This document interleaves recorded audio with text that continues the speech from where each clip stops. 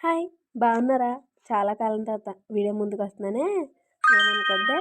ఇంకోటేంటంటే, ఇదేంటో చెప్పమా అంటే, ఉప్మా అంటా నేను. మరి మీరేమంటారో నాకు తెలీదు. ఎందుకంటే, నాకు తెలిసింది మీకు తెలీదు కదా! సో, పిల్లిని చూసి నక్క వాతలు పెట్టుకోవడం ఎప్పుడైనా చూసారా? ఇన్‌స్టాగ్రామ్‌ని చూసి నేను కూడా అలాగే, ఇబ్బా! వెరీ టేస్టీగా ఉంటది. ఎలాగైతే చూడ్డానికి చాలా బావుంది. ఓహ్! మనం ట్రై చేయాలి అని ఎచ్చులాగేసుకుంటూ ట్రై చేసినాం.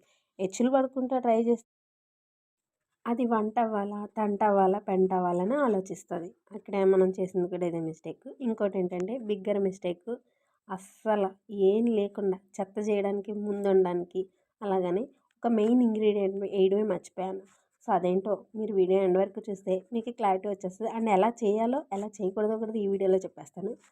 ఇంకోటేంటంటే ఫస్టు మాడిపోయిన మూకుడు తీసుకోండి. మనము దగ్గరున్న బేసిక్‌గా మూకుడులు అలాంటివే అనుకోండి. అందులో కొంచెం గిద్దెడు నూనేసి, తర్వాత తిరగమూతలన్నీ ఏసేసేయండి. మూతలు కాదమ్మా!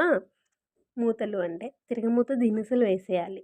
అవి వేగిన తర్వాత మాడిపోకూడదు. ఎక్కువ మాడిపోతే మళ్ళీ నల్లగా బుగ్గులయిపోతాయి. మన కలర్‌లో రాకూడదది.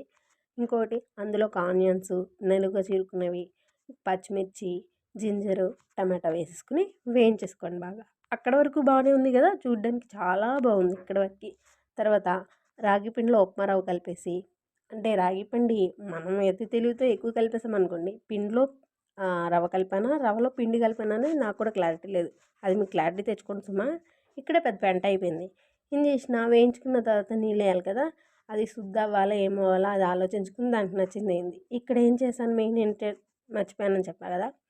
అసలుది చెత్తగా ఉప్పేయడం మర్చిపోయాను. ఎట్లాగో చేసింది నేను తినక తప్పదు కాబట్టి అట్నే తినేసిన. మీరైతే సబ్స్క్రైబ్